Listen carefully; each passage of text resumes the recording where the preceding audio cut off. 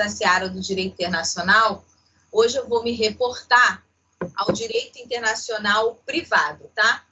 Então, hoje a nossa aula é a aula 3, e o tema da aula de hoje é Introdução ao Direito Internacional Privado. Então, o tema é Introdução ao Direito Internacional Privado. Ok, doutores? Então, nós falamos na primeira aula sobre as questões que permeiam o direito internacional público e o direito internacional privado. E nessa aula, nós falamos de características que estão pertinentes a esses direitos. Então, nós até, eu acho que a Mara ontem, a gente estava conversando, né, Mara, sobre a questão da Rússia, da Ucrânia, né? E aí, sobre essas questões que envolvem o direito internacional e, sobretudo, eu quero trazer essas questões para que a gente possa, mais uma vez aqui, estar adentrando o direito internacional privado dentro dessas características. Então, quando eu falo do direito internacional público, a gente fala de relações do Estado. Então, ontem, quando a gente veio aqui discutir sobre as questões que estão acontecendo no mundo com relação aos estados, falamos da questão do Conselho de Segurança, do nosso temor com relação à questão não só de uma possível guerra bélica, mas também de uma questão que vai aí estar refletindo nas questões econômicas, políticas, diplomáticas. Isso é relação estatal, isso é relação entre estados. Isso é direito internacional público. Mas se, por outro lado, eu tenho uma relação internacional que eu viso dentro dessa relação internacional, principalmente particulares, mesmo estando no campo do direito internacional, eu tenho direito internacional privado.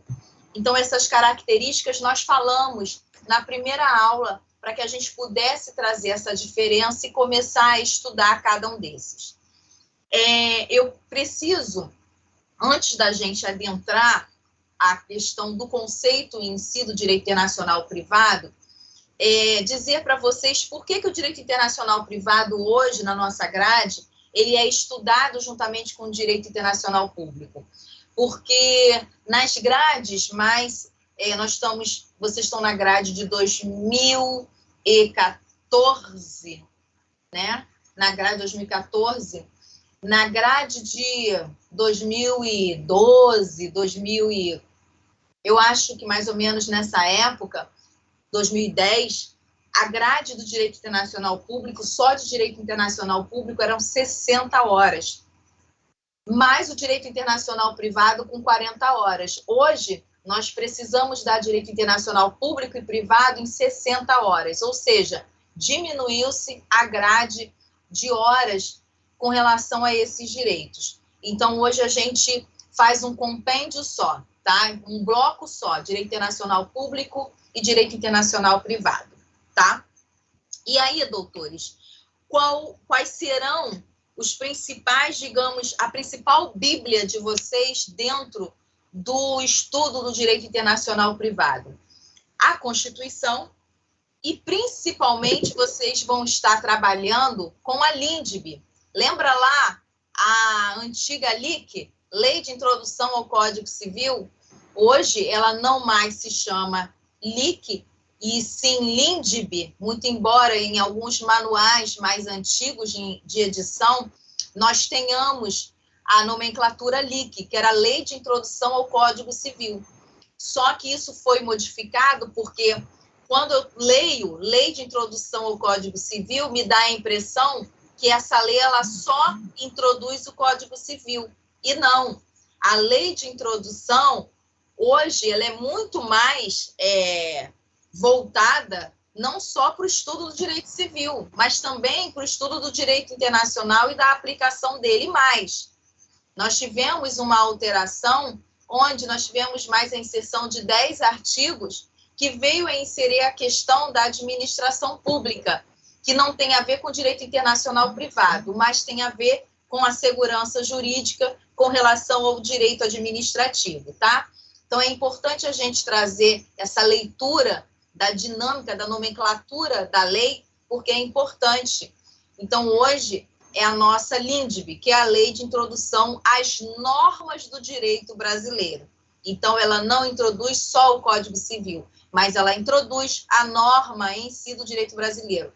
Ela vai falar sobre a vigência da lei, ela vai falar sobre o prazo de vigência de cada lei, ela vai falar sobre revogação de lei, ela vai falar sobre lapso de lei temporária, mas isso aí a gente não vai estudar, porque vocês devem ter estudado, muito provavelmente, logo no início, ou no direito civil, ou na introdução ao direito civil, logo no início do curso de vocês. Nós vamos estudar a partir do artigo 7º até o artigo 19 da LINDB.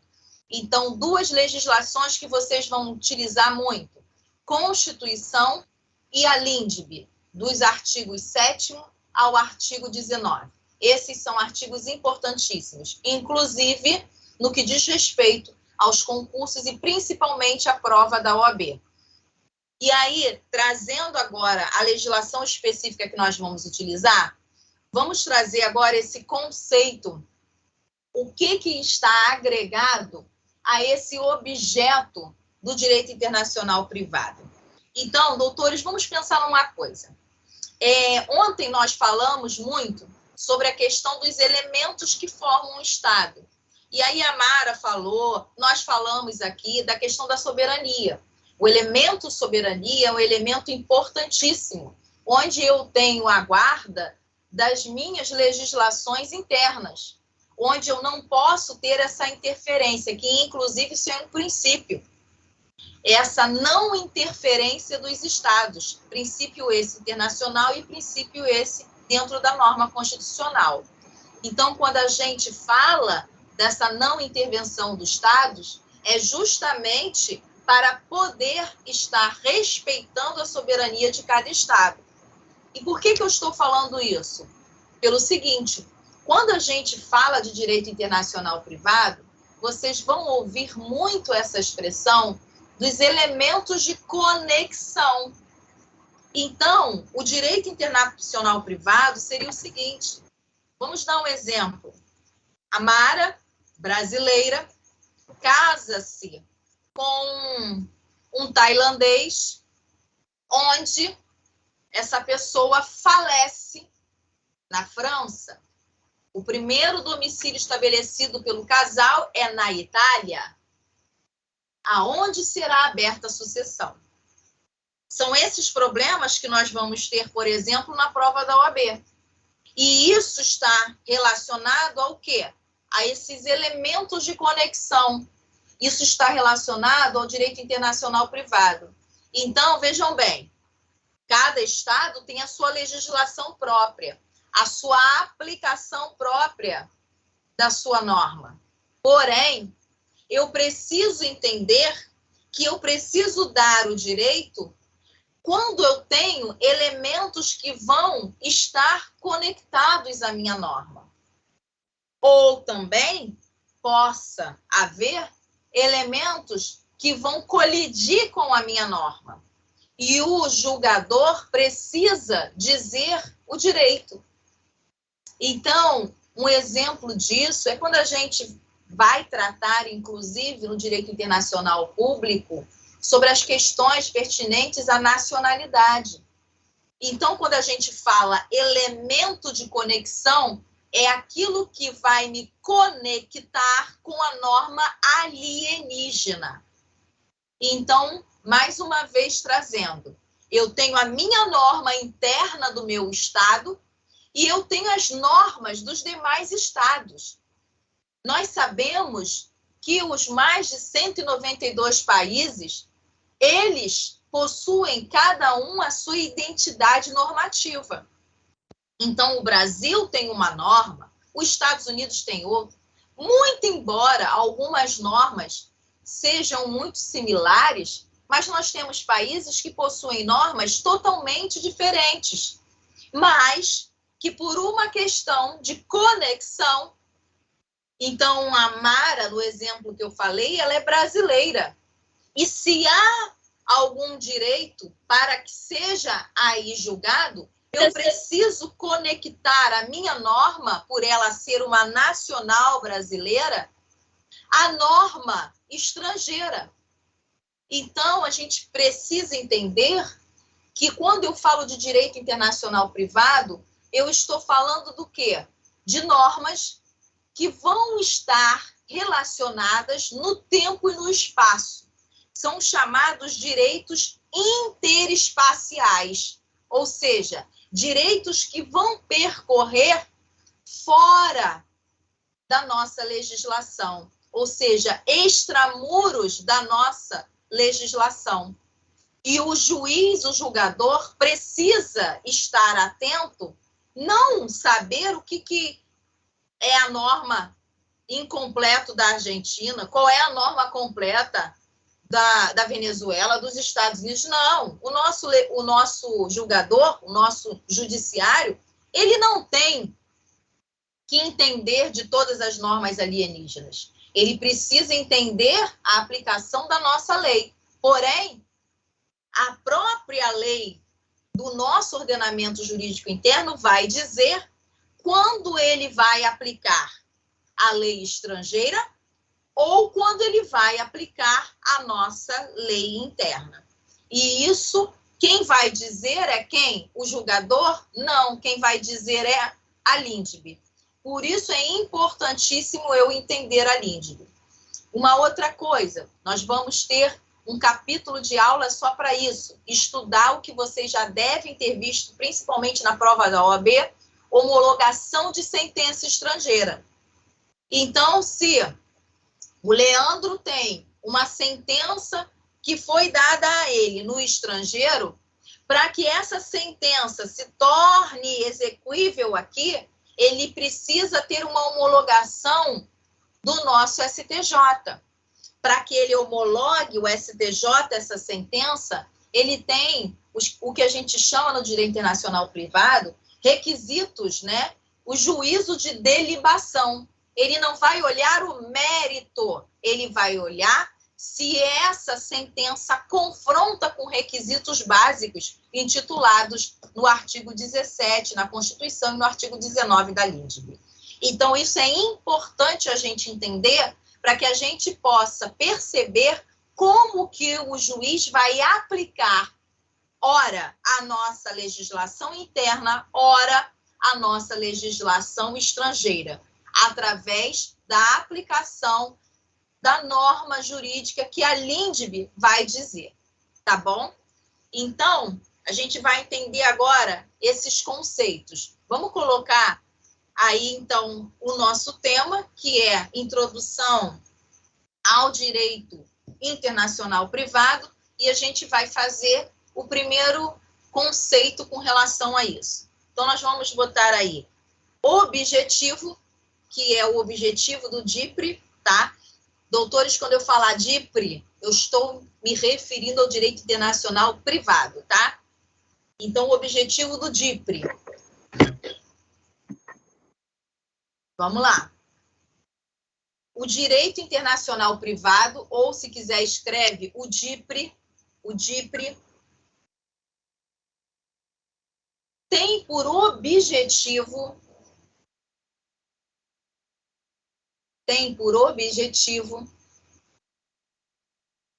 o estudo do direito,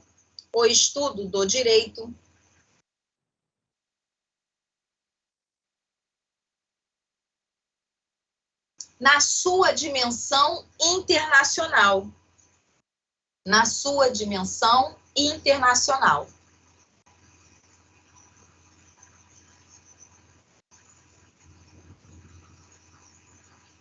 Além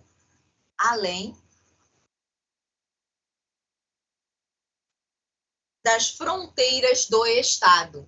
Além das fronteiras do Estado.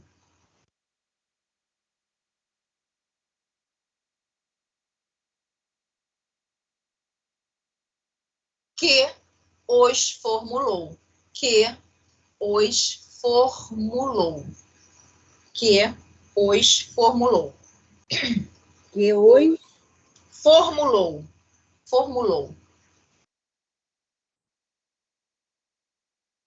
dando soluções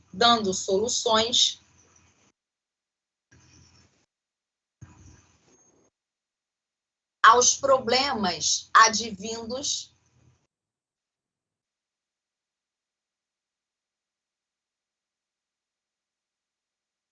das relações jurídicas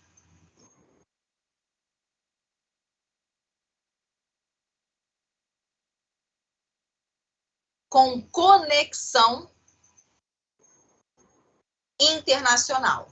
Com conexão internacional.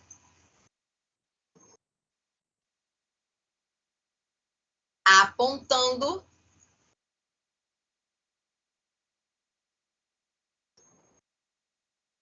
o direito a ser aplicado, apontando o direito a ser aplicado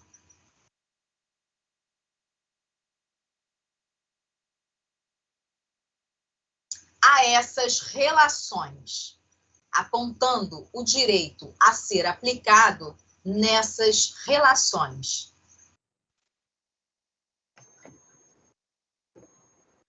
Coloquem um subtítulo aí. Objeto. Nós falamos do objetivo, agora nós vamos falar do objeto. Objeto.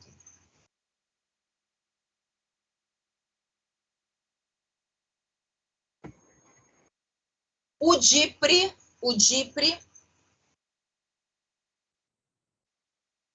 indica a ordem jurídica. O DIPRE indica a ordem jurídica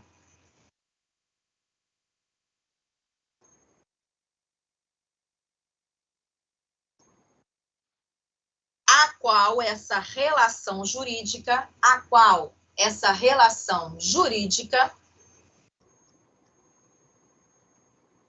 deve se submeter.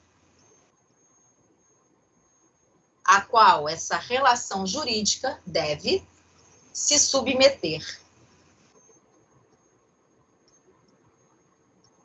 Assim, a característica essencial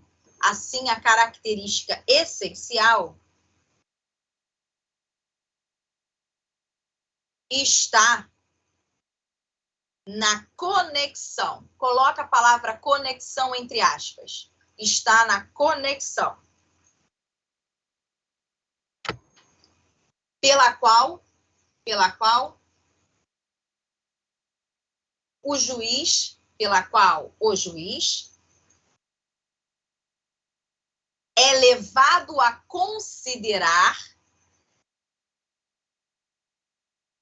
é levado a considerar preceitos de ordem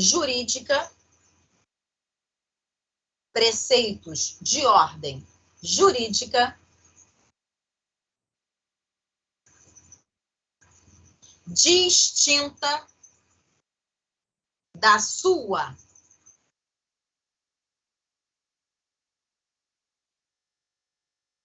muito embora decorra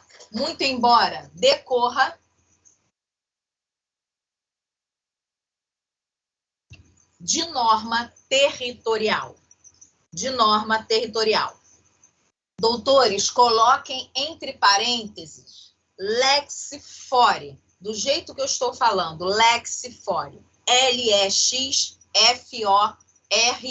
lex fori, ou seja, a norma territorial, tá? A norma do foro, a norma territorial, lex fori. Ok?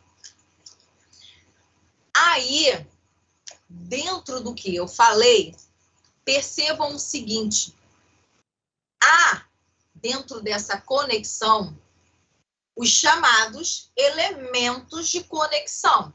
Ou seja, quais são os elementos que vão estar conectados à minha norma jurídica com a norma estrangeira. Então, quando eu dei o exemplo da Mara, eu falei que ela era de nacionalidade brasileira. Portanto, o elemento de conexão é a nacionalidade. Então, dentre os elementos de conexão, eu vou ter nacionalidade, eu vou ter domicílio, eu vou ter autonomia das partes. Então, eu tenho alguns elementos que vão me conectar com a norma jurídica. Então, o juiz, ele não vai considerar somente quando eu tiver a conexão a norma interna. Ele pode também utilizar a norma alienígena, desde que tenha essa possibilidade dentro da questão da norma do direito brasileiro. Ou seja, que a LINDB exiba essa possibilidade. Tá bom? Então, nós vamos colocar aí um outro subtítulo. Qualificação e elementos de conexão. Qualificação e elementos de conexão. Ok? Qualificação e elementos de conexão. Antes de nós conceituarmos, eu vou pedir a algum aluno que abra a sua LINDB. A LINDB, ela está antes do Código Civil de vocês, geralmente no vadimeco, ela está após a Constituição. Então, eu tenho a DCT, a Constituição, e logo após eu tenho a Lei de Introduções a Normas do Direito Brasileiro, tá? Que ela fica antes do Código Civil. Quem está com vadimeco, abre aí. Quem não está, vê aí se acha no Pai Google, tá? Quem pode ler? Aliás, antes de alguém ler, eu vou só fazer uma alusão topográfica à LINDB, tá? Então, nós temos, doutores, quem puder acompanhe, para poder fazer esse entendimento prático da norma. Eu tenho no artigo 1º a questão que está relacionada ao prazo das normas, tá? Então, eu tenho aqui, artigo 1º, salvo disposição contrária, a lei começa a vigorar em todo o território, ou seja, em todo o país, 45 dias depois de oficialmente publicada. Isso serve para qualquer norma. Então, o que eu estou dizendo? Que a LINDB, ela vai tratar das normas em geral. O artigo 1º até o artigo 6º não será dado na nossa disciplina, porque vocês já estudaram isso aí, questão de vigência, questão de aplicação da norma, questão de lapso temporal, vacância da norma, né, que é o artigo 1º. Então, isso vocês já estudaram. O que vai nos interessar é a partir do artigo 7º. E aí, observem aí, do artigo 7º ao artigo 19 é o que nós vamos trabalhar. São os dispositivos que nós vamos trabalhar. Do artigo 20 até o artigo 30, são normas que não têm a ver nada com direito internacional privado, tá? Em 2018, a Lei 13.655 de 2018 trouxe as normas relacionadas, esses dispositivos relacionados à questão administrativa. E colocou aqui na LINDB por uma questão de modulação, por uma questão de segurança jurídica, tá? Mas nada tem a ver com a nossa disciplina que a gente vai estudar. Do artigo 20 ao 30, é tudo relacionado ao direito administrativo. Se vocês tiverem oportunidade depois de dar uma lida, vocês vão ver que não tem a ver com o direito internacional privado. É todo direito administrativo, ok? Então, esses artigos não nos servirão. Os artigos que vão nos servir é do artigo 7º ao artigo 19. E aí, eu vou pedir agora para que alguém leia o artigo 7º para mim, por favor, para que nós possamos entender um dos elementos que estão relacionados a essa conexão que a gente está falando. Então, quem puder, Lê para mim o artigo 7º da LINDB. Espera aí, Mara.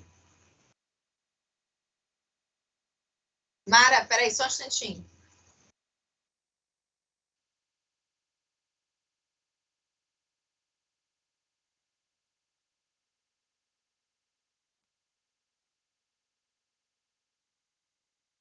Mara, seu microfone está desligado.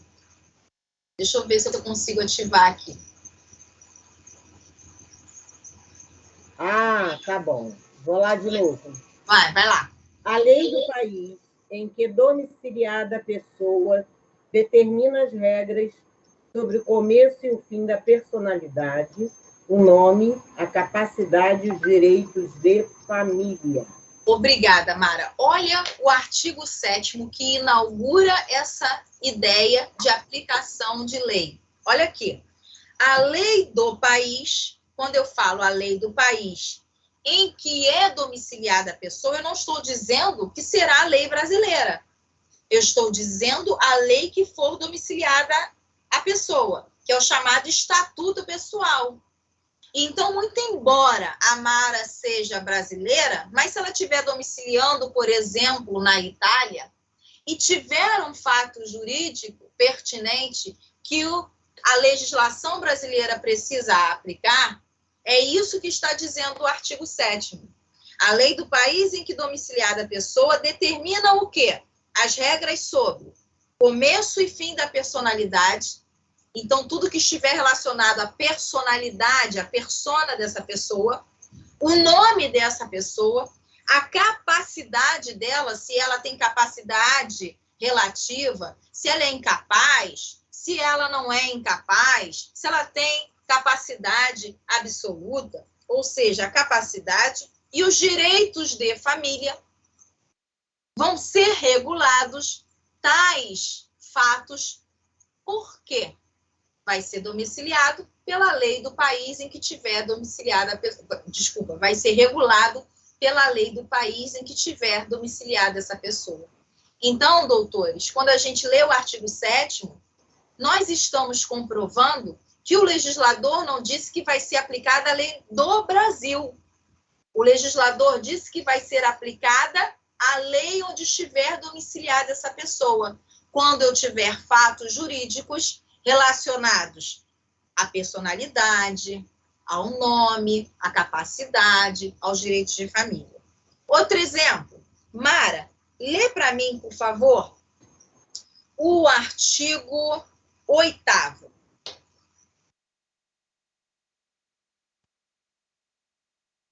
Para qualificar os bens e regular as relações a eles concernentes, aplicar-se-á a lei do país em que estiverem situados. Olha que interessante. Quando a Mara leu o artigo 7º, qual era a lei que ia ser aplicado ao caso em concreto que tivesse relação ou com família, ou com nome, ou com capacidade? Qual é a lei do país que vai ser aplicado? A lei... Exatamente.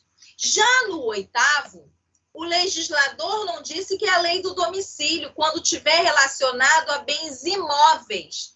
Então, se o caso da Mara tiver relacionado a bem imóvel, não será mais aonde ela é domiciliada. Mas olha que interessante. Para qualificar os bens e regular as relações a eles concernentes, aplicar-se-á a lei do país onde estiverem situados. Porque se o bem da Mara estiver situado no Brasil, qual é a lei que vai ser aplicada? Brasileira. Mas se o bem da Mara estiver situado na Argentina, qual vai ser a lei a ser aplicada com relação a esse bem? Do Brasil ou da Argentina? Da Argentina. Porque é a chamada o quê? Lex res citae. A lei da onde está a situação da coisa. Qual é a coisa aí? O bem imóvel. Tá bom? Então, essa passada aqui pela LINDB é só para que a gente possa entender de forma agora inaugural que nem sempre eu vou aplicar a nossa legislação interna. Pode ser que, dependendo do caso, eu possa aplicar a legislação alienígena, tá bom? Então, isso aí a gente vai vendo ao longo das aulas. Então, vamos colocar... Flamer, boa noite. Oi. Então, quer dizer que então se abre inventários diferentes dependendo do imóvel onde se localiza o país. Mas nós temos também a norma com relação à sucessão, tá? Que é o próximo artigo. Nós vamos falar também sobre sucessão.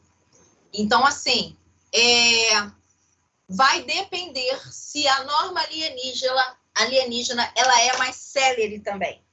Então, há alguns pontos específicos que nós vamos estudar que você vai utilizar, ora, a lei brasileira, se tiver relacionado à capacidade, ora, você vai usar a lei alienígena para o mesmo caso, tá? Mas não vamos adiantar, não, porque essas conexões, elas não são fáceis de você entender. Porque se vocês pegarem alguma prova da OAB e vocês lerem alguns problemas, vocês vão ver que o examinador ele vai juntar várias normas de aplicação para confundir vocês. Então, ele vai juntar no mesmo problema uma norma que você vai aplicar a lei brasileira e também vai aplicar a lei alienígena, tá? Então, nem sempre a gente vai afirmar que vai ser aplicado a lei brasileira ou a lei alienígena. Vai depender de cada caso. Por isso que a gente vai ter que ter muito cuidado na hora que a gente for aplicar a legislação, seja ela interna ou seja ela alienígena, tá bom? Então, não vamos adiantar agora isso não, porque a gente vai ter, inclusive eu vou dar para vocês alguns problemas cabeludos, tá? Não só da prova da OAB, mas como de concurso, que coloca várias situações onde você tem que aplicar não só a lei brasileira, tá? Mas é por esse caminho aí, tá bom? Então, vamos lá. Vamos colocar o seguinte, nós colocamos lá qualificação e elementos de conexão, né? Então, vamos colocar um parágrafo. Na adequação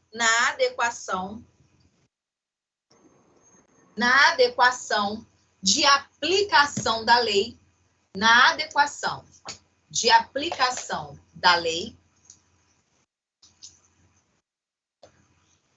para decidir um conflito,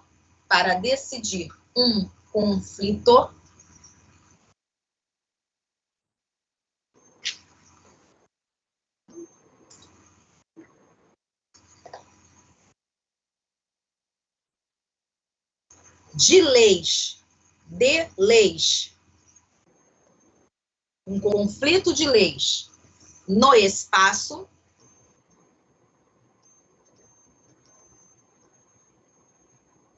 chamamos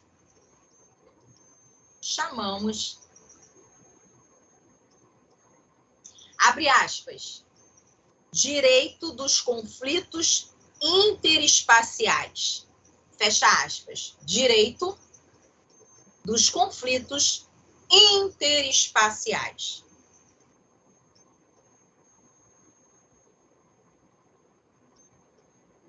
Utiliza-se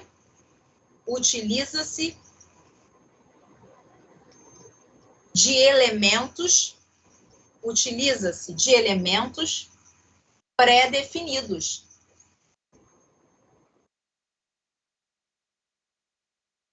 Que atuam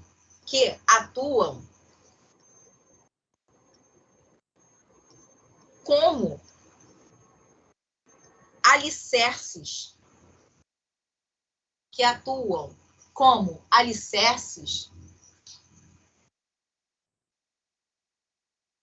na ação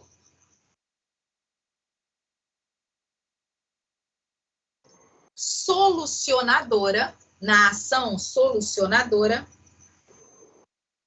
da colisão.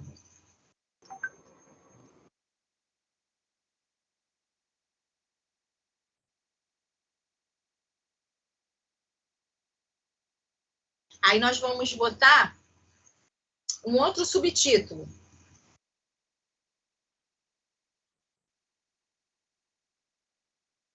Lex res citae, lex res citae, ou seja, vou falar do jeito que escreve, tá? L-E-X, lex rei, R-E-I, citae, S-I-T-A-E, lex rei citae e lex fore.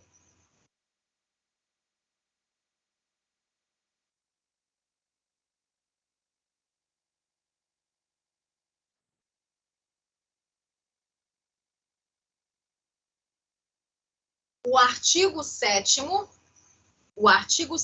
da LINDB,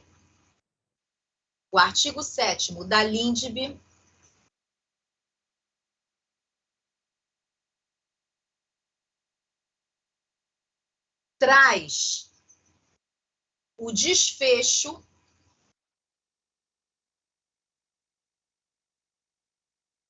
da colisão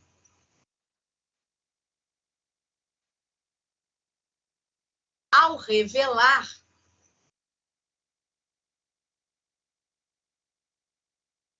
a aplicação do domicílio.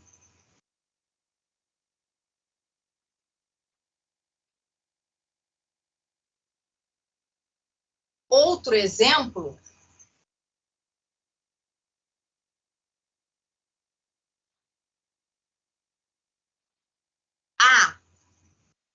a reunião ao mesmo tempo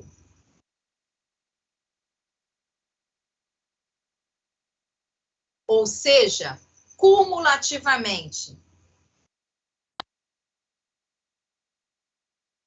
Ou seja, cumulativamente. A regra do artigo 10. A regra do artigo 10. Parágrafo 1º. A regra do artigo 10, parágrafo 1º. É o que você comentou, tá bom, Ariane? É nisso aí que a gente vai estudar. A gente vai também cumular, não só a questão do domicílio, mas a regra também de aplicação de outras normas, como, por exemplo, a sucessão que estiver ligada ao bem de um estrangeiro, tá bom? Então, é um exemplo que a gente vai também analisar. Ponto continuativo. Se aplica também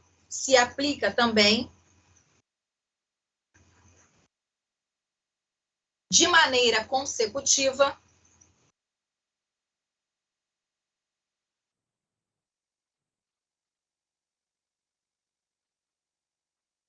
a situação, por exemplo,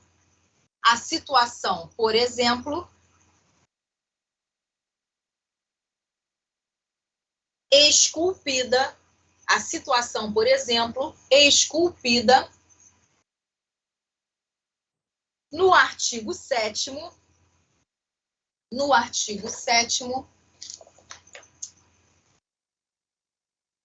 deixa eu ver aqui qual é o parágrafo. No artigo 7º, parágrafo 8º da LINDB.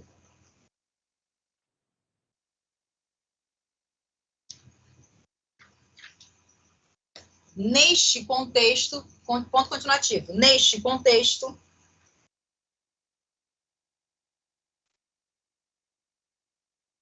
podemos granjear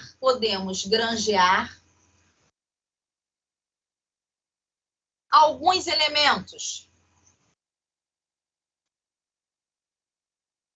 como territorialidade, nacionalidade, domicílio,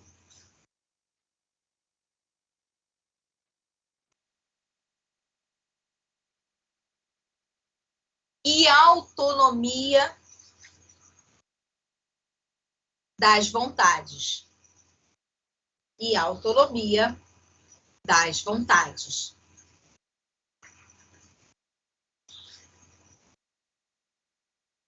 Mara, você que já está aí com a Lindb aberta, lê para mim, por favor,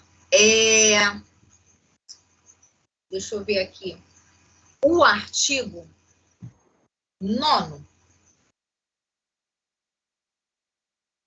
Para qualificar e reger as obrigações, aplicar-se-á a lei do país em que se constituírem. Obrigada, Mara. Olha que interessante, doutores. Lá no 7º, vamos replicar aqui. Lá no 7º, a Mara leu que determinados fatos jurídicos que forem relacionados à nacionalidade, à capacidade, ao nome, vai ser a lei onde é domiciliada a pessoa. Aplica-se a lei onde essa pessoa domicilia. E aí, só para fazer um adendo, é importante vocês trazerem aquela ideia lá do direito civil da diferença entre domicílio e residência. Alguém pode me dizer aí a diferença entre domicílio e residência? Nem lembra mais, né, Mara? Não, eu sei que a residência ela é mais ligada à fixação territorial. E o domicílio é onde a pessoa é encontrada, onde ela, frequentemente, ela é vista. Nem sempre a residência é o único local de domicílio. Obrigada, Mara. Quem ia falar? Alguém ia falar alguma coisa aí?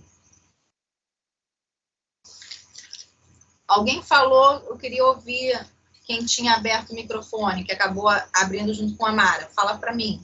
Alguém falou sobre alguma coisa do domicílio? Eu ia falar o contrário. Quem está falando, gente? Porque como... Isabelle. Tá, Isabelle, pode falar. Eu quero ouvir o que você... Pode falar. Eu acho que é o contrário. Eu acho que o domicílio é a casa da pessoa e a residência é onde ela reside. Seja trabalho, onde ela mais frequenta. Tá. Então, olha só. Quando a gente fala de domicílio, a gente tem que pensar lá no artigo 70 do Código Civil. Então, nós temos o domicílio voluntário, nós temos o domicílio, por exemplo, necessário, como exemplo de militares, como exemplo de pessoas que estão no cárcere, de presidiários. Então, esse domicílio necessário, a lei vai tipificar lá no artigo 76 do Código Civil. E aí, para eu poder diferenciar domicílio de residência, eu vou trazer para vocês algo muito fácil que vocês nunca mais vão esquecer, porque eu nunca mais esqueci. Desde quando eu estagiava na Defensoria Pública e eu estava no 6º período da faculdade, há um tempinho atrás, alguns aninhos só atrás. Uma vez, a minha defensora pública, ela falou assim, olha, gente, para vocês nunca mais esquecerem. Ela fez uma brincadeira, mas que eu até hoje não esqueço e passo para vocês.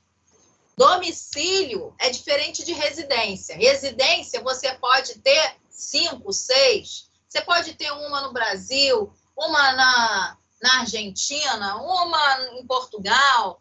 Você pode ter em Copacabana, no Recreio, na residência você pode ter várias. Mas domicílio é onde você tem o ânimos de ficar. Aí ela brincou e falou assim, nunca mais eu esqueci dessa expressão. Domicílio é onde você deixa a sua escova de dente.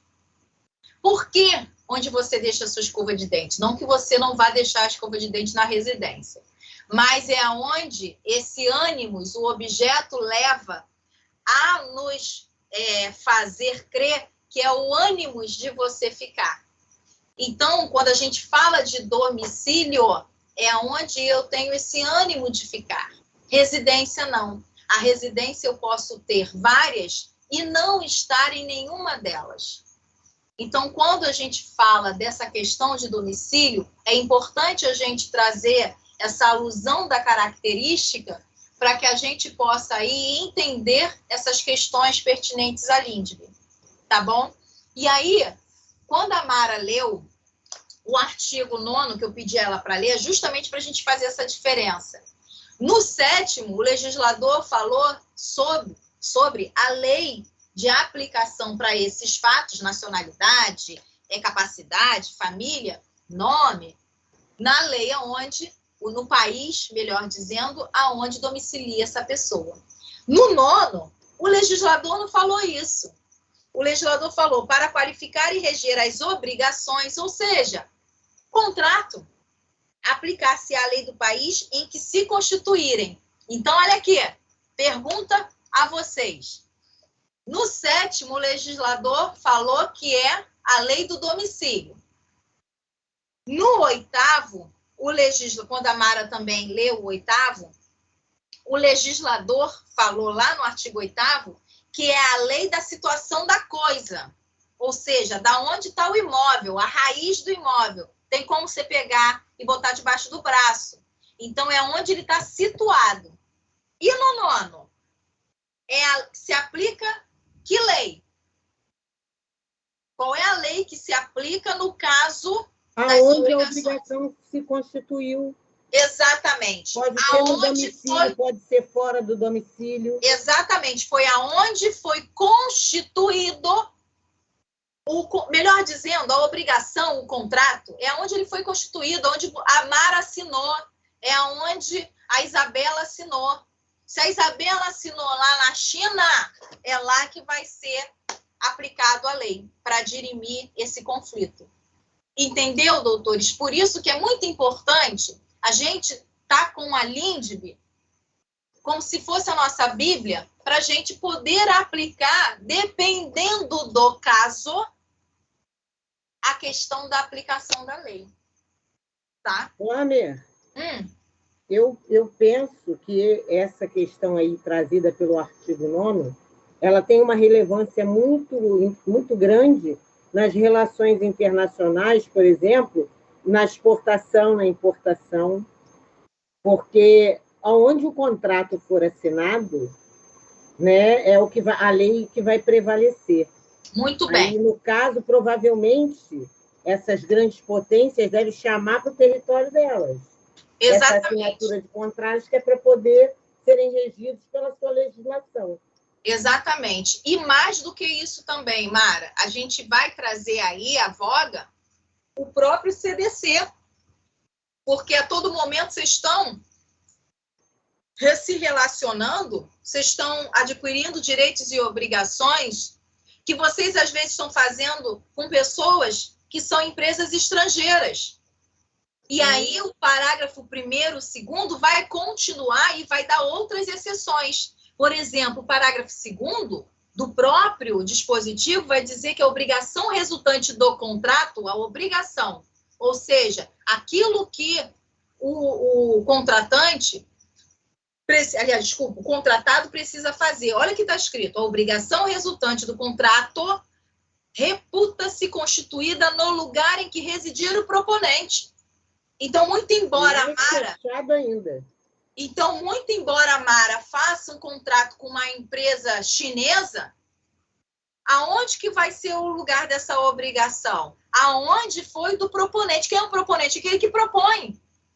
Então, não é o do contratado, é o do contratante. Então, é importante a gente entender essas aplicações que vão ser observadas a cada caso. Então, doutores, muito cuidado quando vocês forem fazer questões da OAB, quando for fazer prova da OAB, porque nem sempre eu vou aplicar a mesma lei. Vai depender de cada caso. E aí, não tem jeito. Eu vou ter que lembrar esses principais artigos da LINDB para eu poder solucionar esses problemas. Porque na prova da OAB não vai vir uma coisa facinho, não. O examinador vai misturar tudo. E aí você tem que saber o que você vai aplicar a cada caso. Tá bom? Então, fica... Flávia, e deixa eu te falar. Então, no caso de um contrato ser celebrado... Ariane, boa noite. Tá. Boa noite, Ariane. É porque quando aparece a mãozinha, eu sei, assim, não fala. Tá, desculpa. No caso do contrato ser celebrado na China, vamos dizer que o contrato foi celebrado na China e essa empresa tem a matriz num outro país, certo? Uma matriz, e decidiu abrir uma filial no Brasil. Certo. Este contrato, mesmo tendo a matriz em outro país, esse contrato que foi celebrado na China, mesmo com essa empresa atuante em território brasileiro, a lei brasileira não vai interferir em nada? Vai. Se ela tiver filial no Brasil, vai. Vai. Então, mediante a celebração do contrato, mediante a celebração do contrato no país no qual esse contrato foi celebrado, quais são os assuntos discutidos que a lei brasileira não vai interferir? Quando tiver autonomia das vontades no contrato. Esse é outro elemento de conexão. Se você eleger, exemplo, vamos fazer uma analogia, uma rápida analogia aqui. Quando eu faço um contrato de locação, as partes, locatário e locador, tem lá embaixo no contrato, todo mundo já viu isso? As partes elegem um foro do Rio de Janeiro para dirimir eventuais conflitos. A mesma coisa, Ari, você vai utilizar a autonomia das vontades em algum tipo de contrato que você celebrar. Podem as partes eleger o foro para a solução de eventuais conflitos, que não seja a lei brasileira. Isso aí já vem expresso dentro do contrato, né? Isso, até mesmo porque nós estamos aqui falando, a exemplo, como até a Mara citou, de grandes empresas. Há grandes empresas que são internacionais, que têm filiais no mundo inteiro, que elas vão fazer diversos tipos de contrato e vão eleger foros, a lex fori, diferente. Ora ela vai eleger um determinado país, ora ela vai eleger em outro determinado país, e dependendo também de cada caso, se for ter que executar, aí também é outra aplicação, tá? Por isso que eu falei que um dos elementos também a gente considera a autonomia das vontades. Tá bom, Ari? Ok, entendido. Obrigada. Nada. Ok, doutores? Então, hoje, a gente fez uma introdução ao que a gente vai estar aplicando no direito internacional privado, tá? Na próxima aula de direito internacional, nós vamos ter as questões dos tratados, que aí estarão pertinentes ao direito internacional público, e aí a gente vai fazendo, tá? Vai modulando as aulas.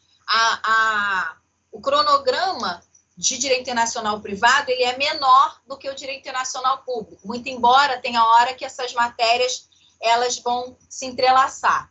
Mas eu vou fazendo aí essa modulação. Uma aula, 2 aulas eu dou direito internacional público, depois eu dou direito internacional privado, mas na prova vem tudo junto, tá? Não tem uma prova de público, uma prova de privado. Não, são questões que vão vir juntos, tá? Até mesmo porque a gente está falando de direito internacional. Uma hora público, outra hora privado, tá bom? É só para lembrar que amanhã a gente tem aula de direito ambiental, na sexta-feira, né? Amanhã a gente vai ter ambiental, mas na quarta-feira que vem, como é ponto facultativo, a gente não vai ter aula de direito internacional, tá bom? Na quarta-feira não haverá aula, tá? Muito obrigada pela presença de cada um aqui, gente. Até amanhã na aula de direito ambiental, mesmo que tenham aí fantasias, sem problema nenhum, tá? Eu sei que Luana já vai estar com a cervejinha do lado, todo mundo vai estar fantasiado, mas não tem problema não. A gente vai estar aqui firme e forte para pular o nosso bloco do direito ambiental. Combinado? Um beijo para todo mundo, fiquem com Deus. Até a próxima aula. Uma boa noite e até amanhã. Até amanhã.